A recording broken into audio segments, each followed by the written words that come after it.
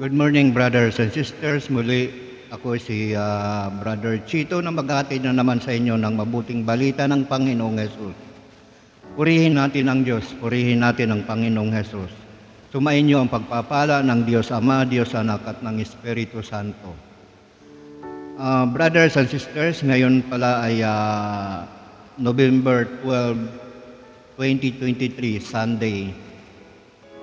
Makinig po tayo, brothers and sisters, sa mabuting balita ng Panginoong Hesus upang nang sa ganon ay matutunan natin ang bawat salitang ang nais iparating sa atin ng Panginoon, sapagkat ang pamumuhay natin sa sanlibutan ito ay pangsamantala lamang. Pag naisin natin, pag sumakitan natin na tayo'y makapag-ipon ng kayamanan sa langit, hindi yung kayamanan ng sanlibutan, sapagkat yan ay iiwan natin at hindi natin madadala yan. Ngunit ang kayamanan sa langit na ating maiipon, ito ang magbibigay sa atin ng buhay na walang hanggan sa piling ng Panginoong Hesus sa kanyang pagbabalik, sapagkat susunduin niya tayo rito pagdating ng panahon ng paghuhukom at isasama tayo doon sa kanyang kaharian. So, pakinggan ninyo, brothers and sisters, ang mabuting balitang ito ay hanguin natin sa aklat ng Genesis, chapter 3, verse 1 hanggang 13. Unawain po natin ang bawat salitang naririnig po natin or ating mapapakinggan.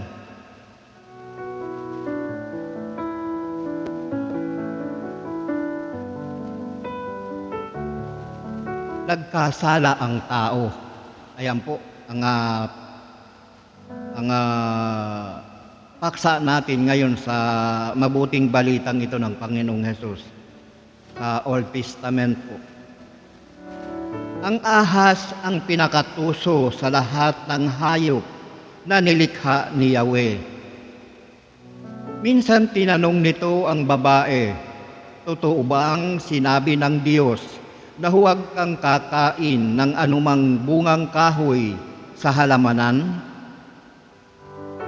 Tumugon ang babae, hindi naman ipinapakain sa amin ang anumang bungang kahoy sa amin, ang anumang bungang kahoy sa halamanan. Huwag lamang ang bunga ng puno na nasa gitna niyon. Pag kami raw ay kumain ng bunga nito o humipo man lamang sa punong iyon, mamamatay kami. Hindi totoo yan, hindi kayo mamamatay, wika ng ahas. Gayon nga ang sabi ng Diyos, sapagkat alam niyang kung kakain kayo ng bunga niyon, magkakaroon kayo ng pangunawa, kayo'y magiging parang Diyos. Malalaman ninyo ang mabuti at masama. Napakaganda sa paningin ng babae ang punong kahoy, at sa palagay niya ay masarap ang bunga nito. Nabuo sa isipan niya na mabuti ang maging marunong, kaya't pumitas siya ng bunga at kumain. Kumuha rin siya para sa kanyang asawa at kumain din ito. Nagkaroon nga sila ng pangunawa matapos kumain. Noon nila na lamang sila'y hubad. Kaya kumuha sila ng mga dahon ng igos, pinagtagni-tagni at ginawang pangtakip sa katawan. Pagdadapit hapon, narinig nilang naglalakad sa halamanan si Yahweh. Kaya't nagtago sila sa kahuyan. Datapwat tinawag ni Yahweh ang lalaki at tinanong, Saan ka naroroon? Natakot po ako nang marinig kong kayo'y nasa hardin. Tugon, nagtago po ako sapagkat ako'y hubad. Tugon ng lalaki, sinong may sabi sa iyong hubad ka? Tanong ng Diyos, bakit? Kumain ka ba ng bungang ipinagbabawal ko? Kasi pinakain po ako ng babaeng ibinigay ninyo sa akin. Tugon ng lalaki, bakit mo naman ginawa iyon? Tanong ng Diyos sa babae, mangyari po'y nilindang ako ng ahas, kaya ako'y natuksong kumain. Tugon naman niya. So ayan po, brothers and sisters, ang mabuting balita ng Panginoong Hesus. Purihin natin ang Diyos, purihin natin ang Panginoong Hesus. So ano ba, brothers and sisters, ano nga ba ang ibig pong sabihin ng mabuting balitang ito? Kaya po nagkasala ang tao nung una. Hanggang ngayon, dala-dala natin yung pagkakasalang yun ng dalawang tao na yun. Dahil sa pagsuway nila sa utos ng Diyos. Sapagkat inutos po ng Diyos na huwag kayong kakain ng puno ng bungang kahoy na nasa gitna, yung nagbibigay ng kaalaman, ng mabuti at masama, at yung nagbibigay ng buhay. Ayan po ang ipinagbili ng Diyos kay Adan nung siya ay inilapit doon sa hardin, nung nilikha niya na ang tao. Mahigpit na tagubili ng Diyos, ngunit ito'y sinuway sapagkat ang may dahilan dahil sa ahas na ito, nilinlang ang babae, kaya nagkasala sila. So, tingnan natin dito, brothers and sisters, sa Genesis 2, kung paano nagkasala, paano nag-umpisa. Genesis 2:16 hanggang 17. Ang sabi, sinabi niya sa tao, makakain mo ang alinmang bungang kahoy sa halamanan, maliban sa bunga ng punong kahoy na nagbibigay ng kaalaman tungkol sa mabuti at masama. Huwag na huwag mong kakainin ang bungang iyon, mamamatay ka kapag kumain ka niyon. Ayan po ang tagubili ng Diyos, ang utos ng Diyos sa tao, kay Adan. Ngunit anong nangyari?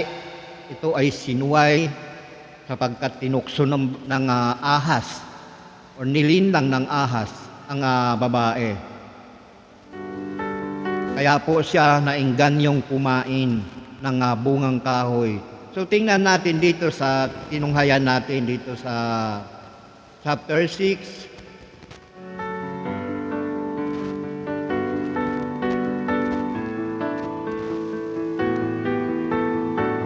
Sa chapter 3 verse 13. Tingnan po natin ano pong ginawa ng ahas ng babae kung bakit siya kumain. Tinanong siya ng Diyos, bakit mo naman ginawa iyon? Tanong ng Diyos sa babae, mangyari po'y nilinlang ako ng ahas, kaya ako'y natuksong kumain. Tugon naman ng babae. Yan po, ang ahas ang naging dahilan, ang naging sanhi ng pagkakasala ng dalawang taong ito, si Eva at si Adan. Kaya po nakakain sila ng puno ng bungang kahoy na ipinagbabawal ng Diyos.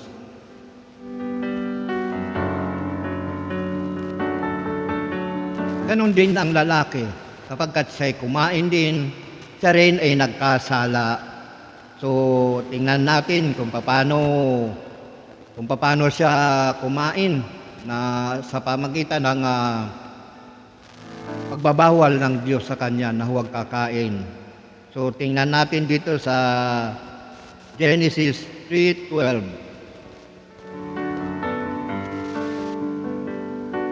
Kasi pinakain po ako ng babaeng ibinigay ninyo sa akin. Tugon ng lalaki. Ayan po, kaya po nagkasala si Adan sapagkat binigyan siya ng babae ni Eva ng bunga ng punong kahoy na yun ay pinagbabawal. Kaya pare-pareho silang nagkasala.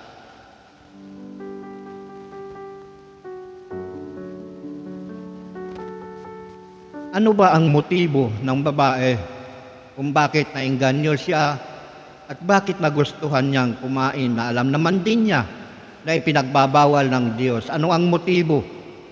Ay, mahirap minsan sa atin mga motibo natin hindi natin maalis Ano ang motibo niya? Hindi po masama ang magkaroon ng layunin, ng motibo, kung anong motibo mo sa buhay mo, anong motivation mo. But yakin natin kung ito'y kalugod-lugod sa Diyos. Ayan po, katulad po nitong ginawa ni Eva. Maganda nga ang motibo niya, magkaroon siya ng karunungan. Ba't hindi naman kalugod-lugod sa Diyos sapagkat ipinagbabawal yung bungang kahoy na kainin? So, dyan po tayo nagkakamali sa mga ganyan. Inutos na sa atin ng Diyos na huwag kayong kakain, ngunit sinuway pa rin nila. Tingnan natin kung ano ang talagang motibo ng babae kung bakit niya kinain ang bungang kahoy na ito. Sa Genesis 3:6. Napakaganda sa paningin ng babae ang punong kahoy, at sa palagay niya'y masarap ang bunga nito. Nabuo sa isipan niya na mabuti ang maging marunong. Ayan po ang motibo niya, mabuti ang maging marunong. Well, hindi masama. Mabuti ang maging marunong. Yun ay ikalugod-lugod din sa Diyos yun, na maging marunong ang bawat isa sa atin. Ang kanyang nilalang maging matalino. Ba't hindi katalinuhan ng sanlibutan? Sapagkat kapahamakan, katulad nung nangyari sa kanila. Ayan po, napakaganda sa paningin ng babae ang punong kahoy, at sa palagay niya'y masarap ang bunga nito. Nabuo sa isipan niya na mabuti maging marunong. Kaya't pumitas siya ng bunga at kumain. Kumain rin siya. At kumuha rin siya para sa kanyang asawa at kumain din ito. Ayan po. So dalawa ang motivation niya dito Bakit siya kumuha Yung una, nais niyang maging marunong, magkaroon ng karunungan. So hindi masama po yun. Magkaroon tayo ng karunungan, dapat maging proud tayo. But the question is, ito ba'y karunungan na nagmumula sa Diyos? O baka naman karunungan lang ng sanlibutan na ito'y ikapapahamak natin? Kaya ang mabuting balitang ito, itinuturo po sa atin ang bawat salitang ito na maging marunong tayo. Ano ang sabi ng Panginoong Hesus nung inutusan niya yung alagad niya, yung unang alagad na 72 yata, I'm not mistaken, yung pinaunan niya na ano ang sabi niya, maging matalino kayo katulad ng ahas, maging tapat kayo katulad ng kalapati. So hindi masama po ang maging matalino, hindi po masama ang maging marunong. But ang tanong is, karunungan ba ng Diyos yan? Bibigyan tayo noon, brothers and sisters, humingi lang tayo sa Diyos ng karunungan. Sapagkat hindi tayo ililigaw noon. Hindi po katulad ng karunungan ng sanlibutan yan. Sapagkat ililigaw tayo noon, papunta tayo sa hukay ang karunungan ng sanlibutan. Ngunit ang karunungan ng Diyos, kapag ipinagkaloob sa atin, ilalagay tayo sa diretsong daan. Doon lang sa kasya lang yung katawan natin, hindi tayo pwedeng gumiwang. Hindi masama po ang maging marunong. Pero kung karunungan katulad nitong ginawa ni Eva, napahamak ang tao hanggang ngayon. Hindi po karunungan yung kamangmangan. Sapagkat inutos na sa kanila ng Diyos na huwag kayong kakain ng bunga ng kahoy na ipinagbabawal. Bakit sinuway? Dahil sa motivation niya, gusto niyang maging marunong. Hindi po masama. kalugod-lugod sa Diyos na maging marunong tayo. Ba't karunungan ang nanggagaling sa Diyos? Ayan po ang nais na iparating sa atin ng Diyos. Hindi po karunungan ng sanlibutan. Kapagkat ang karunungan ng sanlibutan, kapahamakan, katulad nung nangyari hanggang ngayon, dala-dala natin. Dahil sa maling karunungan, dala-dala natin hanggang ngayon yan. Kaya napakaraming napapahamak dahil sa maling karunungan. Ang karunungan, brothers and sisters, nahihingi po sa Diyos. Hindi po yan natututunan sa tao. Ito po ay ipinagkakaloob ng Diyos kasama ng kanyang banal na Espiritu nasa sa atin, na siyang magtuturo sa atin ng daan ng mga gawaing matuwid. Yan po ang kalugod-lugod sa Diyos. Kung magnanais tayo ng karunungan, katulad nito, napahamak. Napahamak silang dalawa. At hanggang ngayon, dala-dala natin yan. Kapagkat iginawad na ng Diyos ang kaparusahan na yan may parusa ang bawat nagiging dahilan ng pagkakasala ng tao.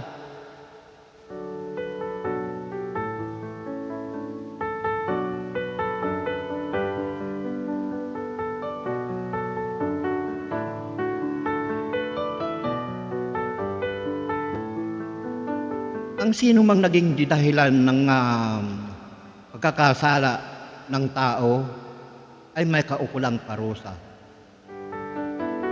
Katulad nitong ahas, siya yung punot dulo kung bakit nagkasala ang tao. Siya ang naging dahilan kung bakit nagkasala ang tao. Si Eva at si Adan. Nilinlang niya ang babae upang magkasala. Kaya po may kaukulan na parusa. Nilinlang niya ang babae. Tingnan natin, ayun po.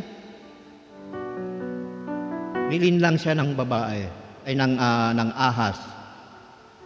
Kaya naman, ang bawat isa ay may kaukulang parusa. Si Adan na sinuway ang utos, may parusa. Ganon din ang babae. Dahil sa parusa, dahil sa kanilang pagsuway sa Diyos, sa utos ng Diyos, may kanya-kanya silang parusa. Ganon din ang ahas na ito na naging dahilan. Inihayag ng Diyos ang kaparusahan sa kanila.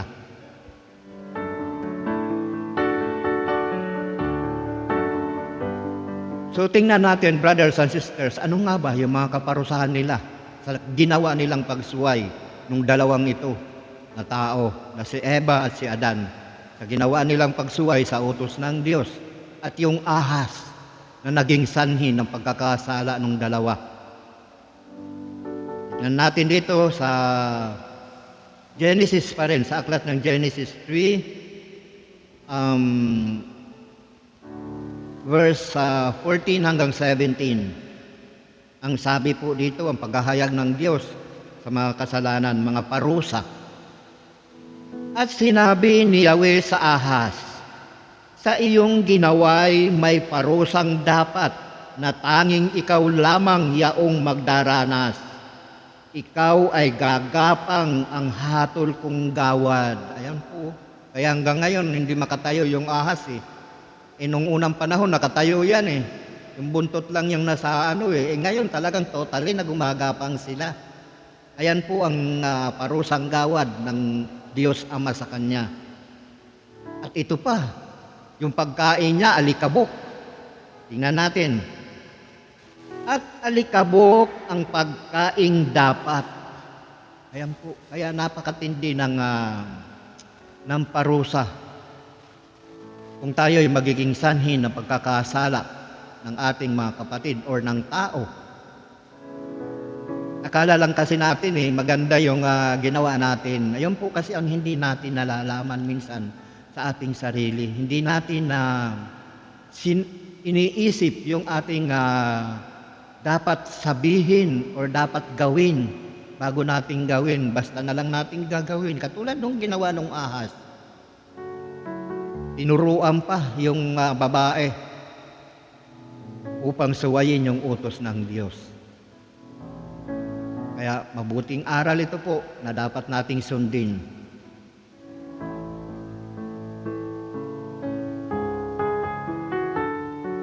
So tingnan naman natin dito kung ano ang naging parusa ng babae.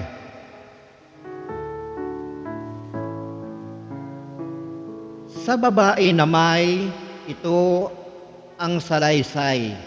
Sa pagbubuntis mo ay mahihirapan, lalo na kung sumapit ang iyong panganganak. Ayan po, o di ba? Nangyayari naman yan sa babae. So, ngayon sasabihin ba natin na ang lahat ng salitang ito hindi totoo na nasa Biblia, nasa mga salita ng Diyos? Totoo po ang lahat ng salitang ito. Kung ano po yung nakalagay dito, maging masama man yan or mabuti, mangyayari at mangyayari sa atin yan. Kaya nga, binigay ng Diyos ang salitang ito upang gawing nating pamantayan sa buhay. Huwag tayong susuway sa utos ng Diyos. Siya ang lumikha sa atin eh. Siya ang nakakaalam kung ano ang buhay natin. Dapat lang tayong sumunod sa Kanya. Sapagkat siyang nakakaalam kung ano yung magiging buhay natin, kung ano ang kahinatnan natin, at ano yung patutunguhan natin, siya ang nakakaalam. Wala po tayong magagawa kung tayo'y hiwalay sa Diyos, lalo na kung ating susuwayin ang utos ng Diyos. Ganon din ang lalaki, meron din siyang parusa. Ang sabi ng Panginoong Diyos Ama, ang lalaking ito na asawang hirang, susundin mong lagi habang nabubuhay. Ayan yung parusa ng babae pa ito. Bukod sa paghihirap, kapag siya'y nagbuntis, sa panganganak. At ang utos ng Diyos dito, susundin mong lagi ang iyong asawa habang ika'y nabubuhay. Pero ngayon, ano nangyayari? Babae na ang nasusunod. Aratatatatat. Pagka ginamitan ka na ng Armalite, wala. Kapag nung panahon, brothers and sisters, talagang babae ay lalaki talagang masusunod. Pero ngayon, wala na. Naging masyado ng ang kaisipan. Sabi nga nila, nagmamalaki pa eh. Kung kaya ng lalaki, kaya rin ng babae. Well, hindi masama yun eh. Okay yun eh. Magandang yun eh. Kaya lang yung utos ng Diyos. Yun ang huwag nating kakalimutan dahil may parusa tayo doon. Hindi man nating kamtan sa panahon na ito, pagdating ng panahon ng paghuhukom, doon tayo huhusgahan ng Diyos. Doon tayo hahatulan sapagkat igagawad sa atin ang anumang parusa ayon sa ating sinabi, ayon sa ating mga ginawa. Lahat yan may parusang dapat natin panagutan pagdating ng panahon. Walang exempted sa Diyos. Lahat nagkasala ka, maliit man malaki, still, parusa pa rin yun, may parusa pa rin. Kaya hindi tayo makakapagpalagi sa Diyos. Kaya alam niya ang bawat isip natin. Kaya maglinis-linis na tayo sa ating mga kasuutan ngayon pa lang. Baka biglang dumating ang Panginoong Hesus, sunduin tayo, hindi tayo makakasama kung tayo'y buringot. Kaya ngayon pa lang, maglinis-linis na tayo. Kapagkat hindi tayo sasama ng Panginoon pagkaburingot, taong grasa tayo, hindi tayo sasama noon. Kapagkat ang nais ng Diyos, tayo'y papuputiin niya. Gaano man, sabi nga doon sa Isayas, gaano man karami ang inyong kasalanan, ay lilinisin ko. Gaano man kayo karumi, kayo'y papuputiin ko. Ay patatawarin ang lahat ng ating mga kasalanan. Magbalik loob lamang tayo sa Kanya. Pagsisihan natin ang ating mga kasalanan, at huwag na natin balikan. Huwag tayong mag-asal-aso. Kasi yung asal-aso, alam nyo ba yun, brothers and sisters, ang ginagawa ng aso? Pagka sumuka ang aso, mamaya maya ng konti, ano na yun, kakainin niya uli yan. Ganun ang aso. Kaya huwag tayong mag-asal-aso kapag iniwan na natin ang isang bagay ng sanlibutan, huwag na natin balikan upang hindi tayo mapahamak. Huwag tayong mag-asal-aso. Tao tayo at mag-aasal-aso tayo.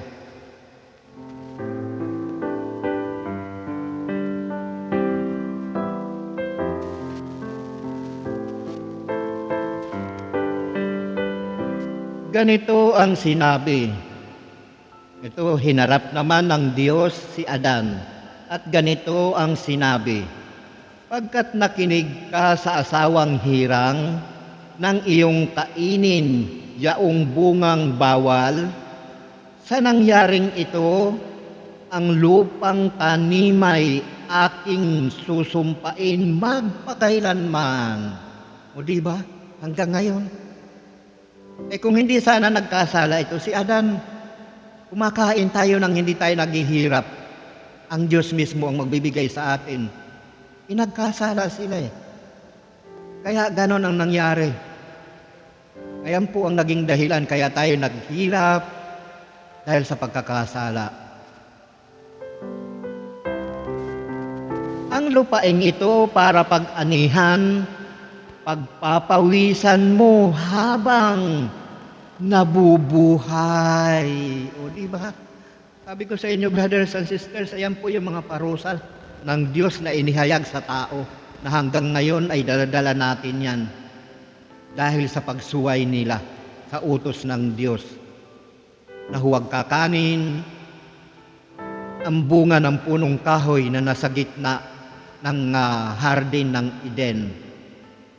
Yung nagbibigay ng kaalaman ng mabuti at masama, at yung punong kahoy na nagbibigay ng buhay. Dahil sa kanilang pagsuway hanggang ngayon dala-dala natin ang sumpang ito, ang gawad na parusa ng Diyos sa tao. Hindi sana hindi na tayo pinagpapawisan, kakain na lang tayo, darating na lang sa atin Hihingi lang tayo sa Diyos dahil sa katigasan ng ulo nila, sinuway nila ang utos ng Diyos. Kaya hanggang ngayon dala-dala natin. Ganon din po ngayon sa panahon ng Panginoong Hesus. Ang sino mang nagkasala sa atin ay mas matindi ang parusa. Ang sino mang maging sanhi ng pagkakasala ng kapatid niya o natin, lalong-lalo na yung mga nananalig na sa Diyos kapag ito'y nagkasala dahil sa atin, mas matindi ang parusa sa atin. Anong sabi ng Panginoong Hesus? Mas mabuti pa ang bitinan ng malaking gilingang bato sa leeg at itapon sa laot ng dagat kaysa tayo ang maging sanhi ng pagkakasala ng ating maliliit na kapatid or lalo na yung nananalig sa Diyos. Kaya napakahirap, brothers and sisters, ng kalagayan natin sa mundong ito. Napakahirap ang naging sanhi na pagkakasala.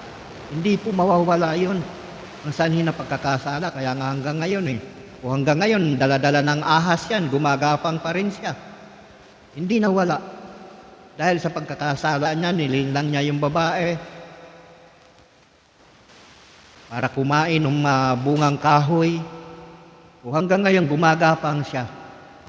Siyang naging sanhi ng pagkakasala ng tao Nilinlang niya yung babae para makakuha ng bungang kahoy. So, ganon din sa panahon ngayon natin. Ang iniwan din ng Panginoong Hesus sa kanyang mga salita at narito rin iniwan sa atin. Sa pamamagitan nito, may mga tao siyang pinagkakatiwalaan. Unang-una na doon yung Espiritu Santo na ipinagkaloob sa mga taong karapat-dapat na pagtiwalaan ng mabuting balita na ipapahayag ng pawang katotohanan. Sapagkat ang salitang ito ay katotohanan at buhay. Yan po ang salita ng Diyos na iniwan sa atin ng Panginoong Hesus na kanyang ipinangaral sa sanlibutan ito. So ganun din sa panahon natin ngayon, ang nais din iparating sa atin ng Panginoong Hesus, kung tayo rin ang magiging sanhi ng pagkakasala ng ating kapatid, ay sasapitin din natin ang parusang yan. Hindi po tayo maliligtas habang tayo'y nabubuhay kung lagi tayong magiging sanhi ng pagkakasala ng ating kapatid. Laging may kaakibat na parusa. So tunghayan po natin dito sa aklat ni Lucas chapter 17, verse 1 hanggang 4. Malaman po natin kung anong magiging parusa sa atin kung tayo'y magiging sanhi na pagkakasala ng ating mga kapatid.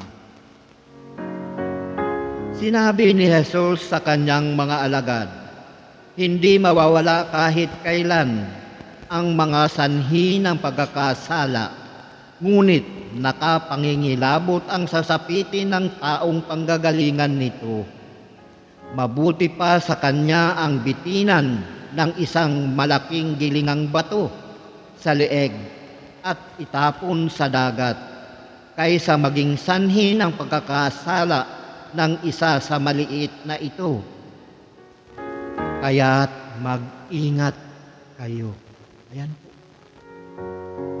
Mag-ingat kayo.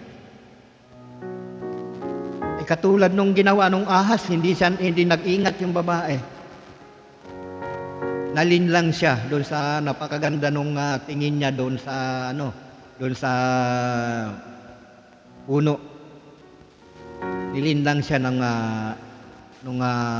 ahas. Ano ang sabi ng Panginoong Hesus? Mag-ingat kayo. Na huwag tayong maging sanhi ng pagkakasala. Meron sa atin, tuwang-tuwa pa pagka nagkakasala, pagka naiinis yung kapatid natin tuwang-tuwa pa lalo pang iinisin lalo pang aasarin Ganyan ang karunungan ng sanlibutan. Kung hindi lang natin alam, brothers and sisters. Ngunit ang lahat ng yan ay may kaakibat na parusa. Maaring hindi natin kamtan sa panahon ito, ngunit pagdating ng paghuhukom, doon natin naharapin yan ang parusa niyan. Or even sa pagkamatay natin. Yan yung pangalawang paghihirap natin. Marami sa atin, tuwang-tuwa pa na naaasar yung kapatid natin. Tuwang-tuwa pa na nagagalit yung kapatid natin sa mga ginagawa natin. Marami sa ating ganyan. Hindi mahikakaila. So kung isa tayo sa mga ganyan, brothers and sisters, umpisahan na nating walis-walisin yan yung mga ganyan. Ano yan yung agiw yan sa ating isipan. Gilalang ng diablo yan. Ang masamang espiritu ang nagdidikta sa atin. Habag ang kailangan natin sa ating mga kapatid. Hindi yung pang-aasar, panggagalit. Hindi po ganun. Habag. Dapat nating kahabagan ng ating mga kapatid upang kahabagan din tayo ng Diyos. Pagpapatawad ang higit sa lahat upang patawarin din tayo ng Diyos. Napakahirap ng kalagayan sa daigdig dahil sa mga sanhi ng pagkakasala ng tao. Dahil sa pagkakasala, sanhi ng pagkakasala ng tao. Nananahimik yung kapatid natin, minsan naasarin natin. Inong nagalit na, wala na, nagkasala na, pati ikaw magagalit na rin na ikaw nangaasar. So sa mabuting balitang ito, brothers and sisters, ituwid na natin ang ating pamumuhay. Ayan po ang nais ng Panginoong Hesus. Kapagkat hindi tayo tatanggapin ng Diyos Ama, kung baluktot ang pamumuhay natin, ituwid na natin habang may panahon pa tayo. Mamaya, matulad na sa sinapit nung nagunaw yung mundo na bigla na lang dumating yung baha, wala na tayong pagkakataon na linisin pa yung ating sarili. Sapagkat ganyan din ang pagbabalik ng Panginoong Hesus. Babalik siya nang hindi natin inaasahan. Katulad din yun sa Gomora at tawag nito at Sodoma. Ginunaw ng Diyos nang walang nakakaalam kung hindi ang silot na matuwid.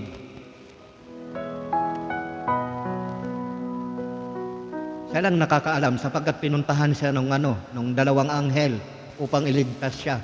Sapagkat silot lang ang matuwid doon sa Gomora. At pamangkin yun ni Abraham. Kaya naalala ng Diyos si Abraham na may pamangkin siya na silot na nandun sa Gomora. Kaya pinuntahan siya ng dalawang anghel at iniligtas. Sa kasamaan palad, ito ngang asawa ni Lot, dahil sa pag-ibig sa sanlibutan, pinaalalahanan sila ng dalawang anghel na huwag lilingon. Anong ginawa ng asawa ni Lot? Lumingon siya at ayun, naging haliging asin hanggang ngayon. Inibig niya yung sanlibutan kasi nilingon niya yung bahay nila na susunog at saka yung mga ari-arian nila Pinagbilinan na sila na huwag lilingon. Ganon din, sinuway din ng asawa ni Lot, yung anghel na nagbilin sa kanila. Sapagkat ang Diyos ang nag-utos noon sa dalawang anghel na yun na iligtas si Lot. Sapagkat inalalangan niya yung si Abraham na isang matuwid na tao rin.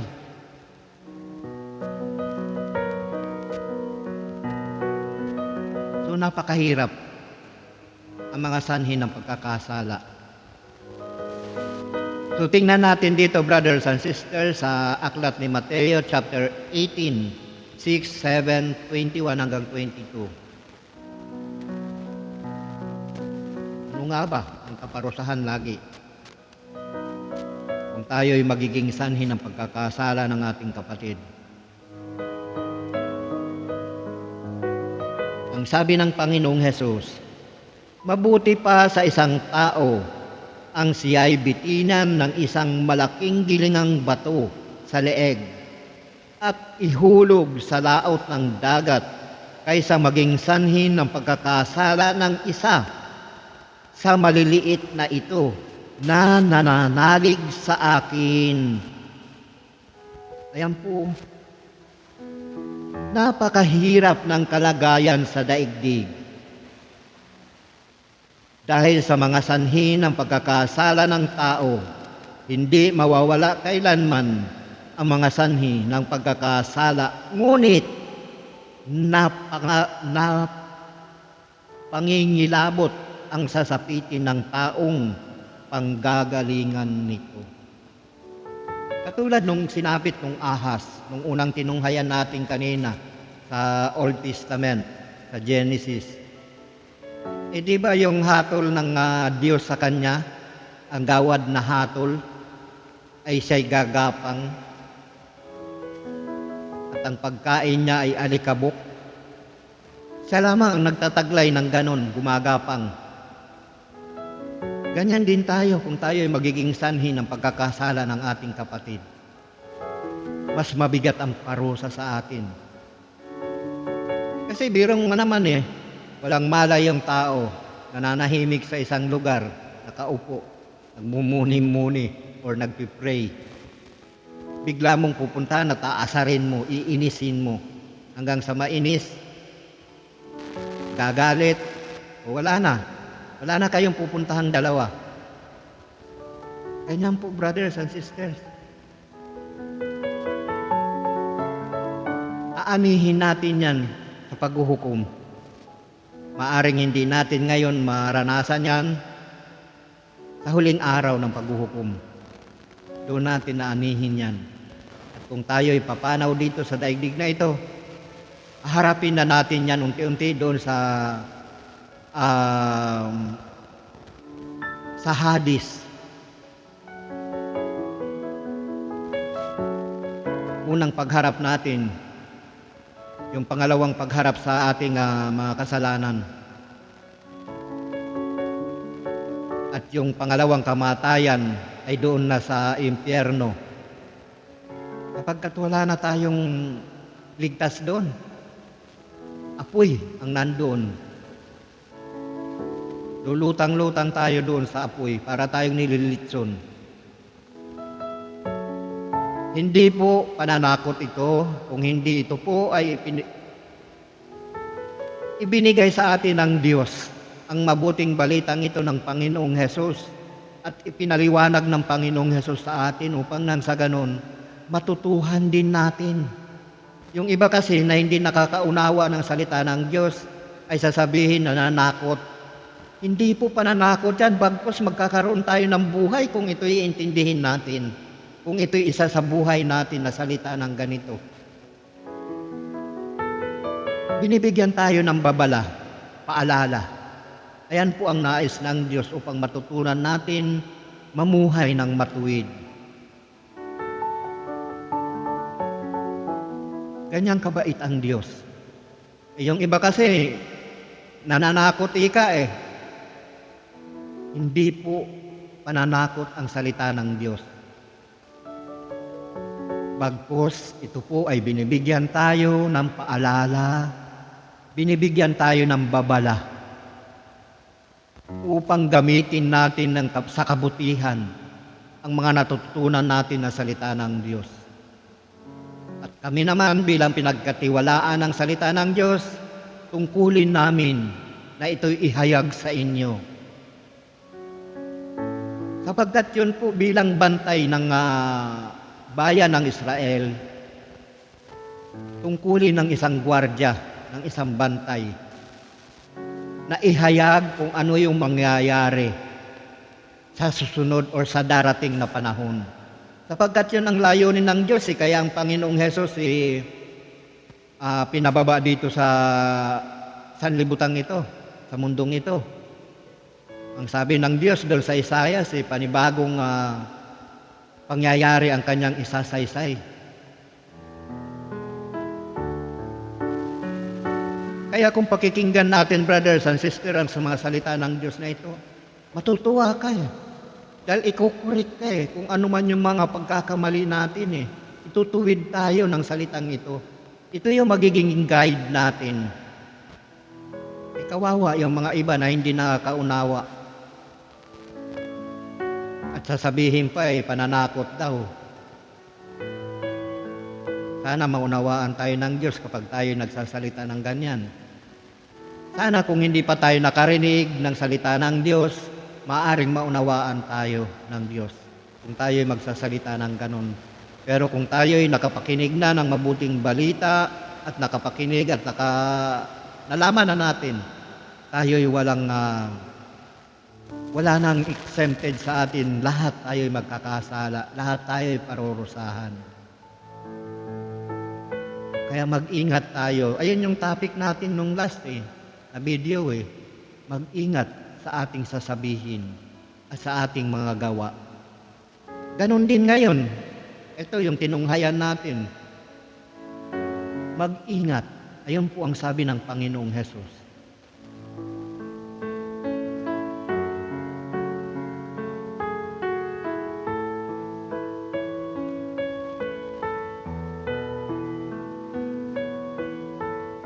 Narito po sa verse 21 hanggang 22.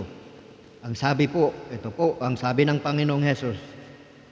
Lumapit noon si Pedro at nagtanong sa kanya, Panginoon, makailan kong patatawarin ng aking kapatid na paulit-ulit na nagkakasala sa akin?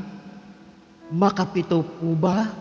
Tanong ni Pedro kay Jesus, sa Panginoong Jesus. Sinagot siya ni Jesus, hindi ko sinasabing makapito, kundi 77 ulit. 70 ulit pa nito. Ayan po, hindi lamang makapito, kung hindi 70 ulit pa nito. Patawarin natin ang ating mga kapatid na nagkakasala. Kung magkasala man sa atin, patawarin natin. Kung nang sa ganon, wala tayong kasalanan sa Diyos. At yung kapatid din natin na nagkasala, patatawarin din ng Diyos.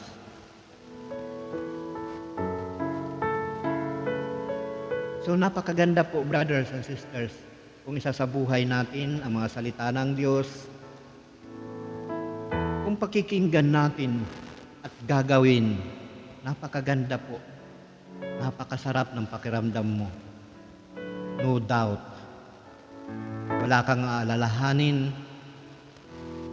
kung hindi ang sarili mo lang kung paano ka magiging kalugod-ugod sa Diyos.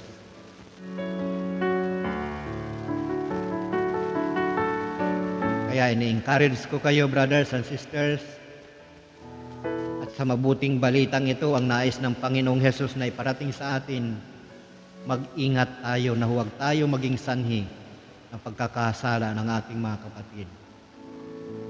Sapagkat ang lahat ng maging sanhi na pagkakasala ay may kaakibat na parusa. Yan po ang lagi nating tatandaan. Ang Diyos ay nariyan lamang upang tayo'y abutin, upang tayo'y patawarin, kung tayo'y ihingi ng tawad sa Kanya. At yung karunungan, brothers and sisters, nagmula sa Diyos. Ang dapat hilingin natin sa Diyos na karunungan nagmula sa Kanya. Katulad sa akin, hindi ko naman alam ito yung pagpapaliwanag, pagpapahayag ng mabuting balita.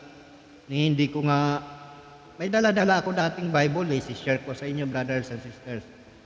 Nung ako'y nasa Manila pa kasi umaatin ako sa El Shaddai. Actually, every gawain sa Amorsolo, pagka nag-out na ako ng trabaho, kasi pagbaba ko lang ng trabaho ko, nandun na malapit na yung Amorsolo, walking distance, siguro mga 500 meters lang o half kilometers, ganun, or hindi pa nga siguro. So pagbababa ko, galing sa trabaho, diretso kami doon sa Amorsolo. Mga kaibigan ko, ma-attend kami. Or kahit saang gawain, pamunta sila sa PICC, doon sa Luneta, mga anniversary. Lagi kami umaatin noon. Kasama ko yung mga kaibigan ko, mga kasisters ko noon. Doon ko unang nakilala ang Panginoon. Na talaga naman lagi naman akong blessed. Kapag nawala ako ng trabaho, kapag umaalis ako noon sa trabaho ko, kapag hindi ko na nagustuhan, umaalis ako. But after a day, meron na naman akong trabaho. So hindi ako mawawalan man ako, or maybe tinatamad ako, hindi ako maghahanap muna, mag-standby muna ako. Kaya na-standby ako noon doon sa bahay. Pero once na naghanap na ako, mga 1 day or 2 days, may trabaho na uli ako. So doon ko naranasan, brothers and sisters, ang presensya ng Panginoong Hesus, na talagang kapag nanalig at nananampalataya ka, gagabayan ka niya lahat ng iyong gagawin. Yung exam nga, na hindi ko naman pinag-aralan, dahil wala naman ako natapos, bakit pumapasa ako? Diba?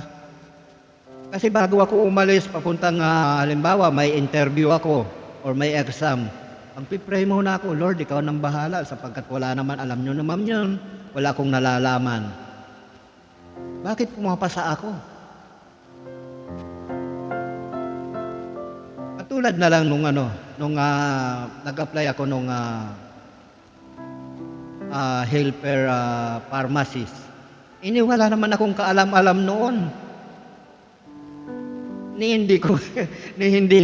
Hindi isang salita nga doon sa position na yun, hindi ko alam O yung mga gamot na yun kung paano, anong mga noon kasi may mga scientific name So bakit napagtagumpayan ko yung exam na yun? Nung ako'y umaatin pa sa El Shaddai noon, napagtagumpayan ko yung exam na yun as assistant pharmacist. Anong kinalaman ko roon? Basta't ako nag-apply lang ako, kumuha ako ng application form, pinilapan ko. After 3 days, tinawagan ako. Tanggap ka na. Kaya lang nauna na akong natanggap. Siyempre habang naghihintay ako noon, nag-a-apply din ako sa iba. natanggap na ako doon sa pangalawang inaplayan ko. So paano pa kaalis ngayon doon? Inaka-duty na ako ng 2 araw. Nung tinawagan ako nung inaplayan ko na assistant pharmacist. So paano ko, di ba?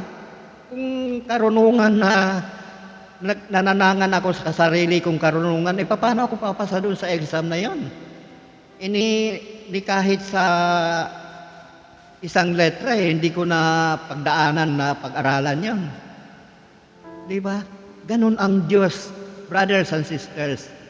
Kapag hiniling natin ang karunungan na nagmumula sa Diyos, hindi mo man alam yan, malalaman mo pagdating ng araw, malalaman mo on the spot kung ano yung kasagutan ng exam na yon. Ganun ang nangyari sa akin, brothers and sisters. So, hingiin natin ang karunungan na nagmumula sa Diyos. Huwag yung karunungan ng sanlibutan. Katulad nung ginawa ng babae, nag-assume siya ng karunungan. Hindi masama yun mag-assume tayo ng karunungan But ang tanong, kalugod-lugod ba sa Diyos? Yung ginawa ng babae ipinagbawal na nga sa kanila ng Diyos na huwag kakain ng bungang kahoy na yon. Ano ang nabuo sa isipan niya? Mas mabuti ang maging marunong. Well, maganda yung hangarin mo. Walang masama doon sa hangarin mo But yung action mo, yung ginawa mo, yun ba kalugod-lugod sa Diyos? Di ba? So, isipin natin, brothers and sisters, sa mabuting balitang ito, itinutuwid tayo ng Panginoong Hesus sa bawat nanaisin natin, sa bawat gagawin natin, sa bawat sasalitain natin. Dapat isipin natin kung ito nga ba ay kalugod-lugod sa Diyos. Sapagkat sabi ko nga nung nakaraang video ko, hindi lahat ng kumikinang ay ginto. Maaling dumaan sa paliser yung tansong yon, kaya napakakintab. Yung pala after a day or after ilang minuto lang nag-iibang kulay na. Yun yung mga huwad na karunungan. Dapat yung karunungan hingiin natin, taglayin natin, yung karunungan ng Diyos na hindi nagbabago magpakailanman. Mananatiling yun na itutuwid tayo sa ating mga gawa, sa ating mga salita, sa ating mga sinasabi. Itutuwid tayo noon. Ayan po ang nais ng Diyos sa atin. May time pa po tayo maglinis ng ating sarili. Kaya lang, umpisa na natin. Baka mamaya, biglang dumating ang Panginoong Hesus na madatnan tayong marumi. Wala. Hindi tayo makakasama sa Kanya. Iiwan tayo noon. Sapagkat hindi dumadampot yung marumi. Kaya umpisa na natin ngayon maglinis-linis sa ating mga sarili. Huwag tayong padadaig sa dyablo. Bagkus daigin natin ang dyablo. Huwag tayong padadaig sa masama. Bagkus daigin natin ang masama. Sabi nga ng sabi ng may programa sa TV, yung holistic approach, ika nga. Holistic approach. Approach natin. Kasama natin ang banal na Espiritu na siyang magsasalita sa atin. Siyang magsasalita sa ating mga kapatid. Kasi kung tayo magsasalita wala puro pagewang-gewang salita natin. Kailangan kasama natin ang banal na Espiritu. Sapagkat itutumpak tayo noon lahat ng ating sasabihin. So napakaganda, brothers and sisters, ng mabuting balita na nais ng Panginoong Hesus na malaman natin sa oras na ito. Sana isabuhay natin ang mga aral na ito. Upang nang sa ganun, malinis natin ang ating sarili. Lumakad tayo sa tamang daan. Hindi lamang yung huwag natin bigyan pansin yung mga bagay na wala namang kinalaman sa buhay natin.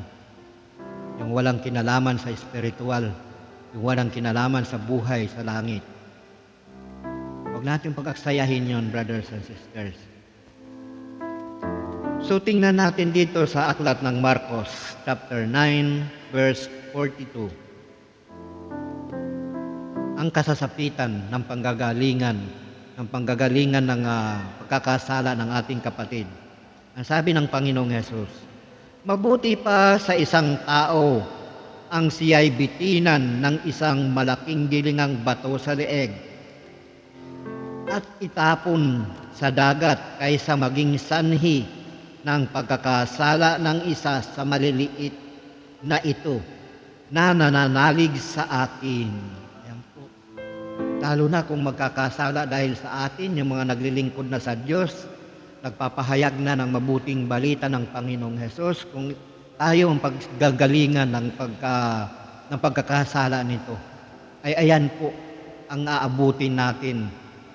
Mabuti pa sa atin ang bitinan ng isang malaking gilingang bato sa leeg at itapon sa laot ng dagat. So ibig sabihin, wala na tayong pakinabang kung tayo'y magiging sanhi ng pagkakasala ng ating kapatid.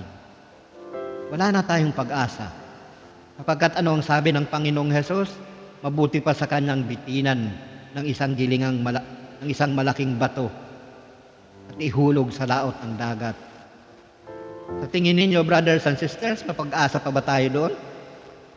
Hindi, sabi nga ng Panginoong Hesus, mas mabuti pang bitinan ng malaking gilingang bato sa leeg. So makakaahon pa ba tayo noon kung tayo ihuhulog sa laot ng dagat?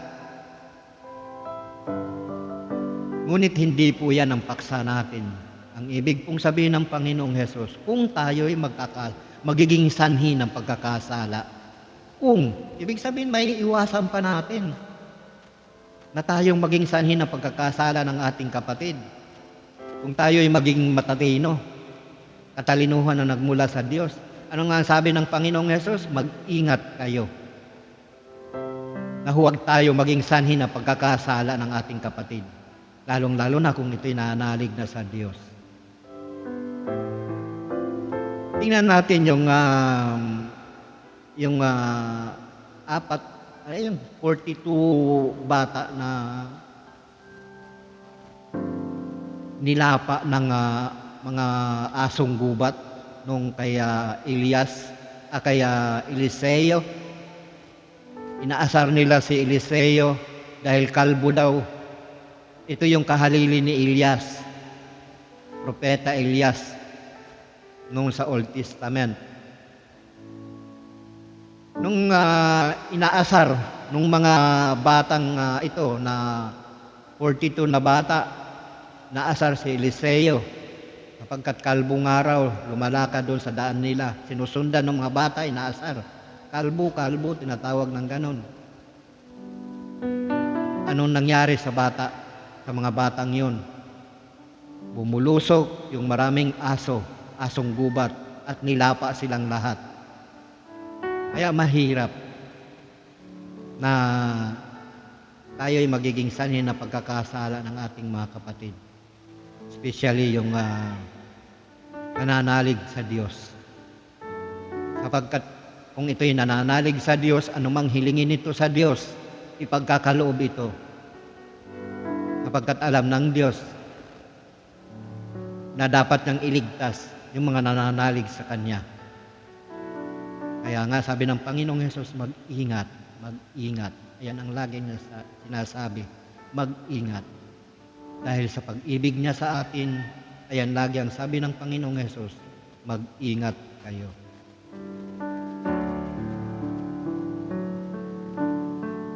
Na huwag tayong maging sanhi ng pagkakasala ng ating kapatid.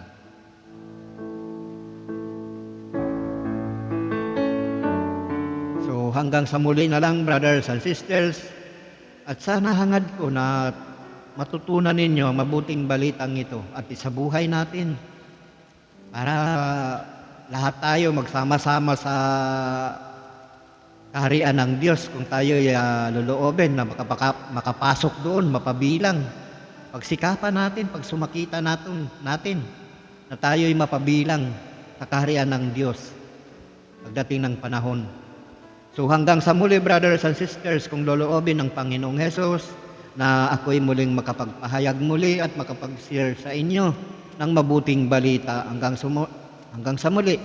Sumayin niyo ang kapayapaan ng Diyos Ama, Diyos Anak at ng Diyos Espiritu Santo. Thank you so much. Thank you, Lord. Thank you, Jesus.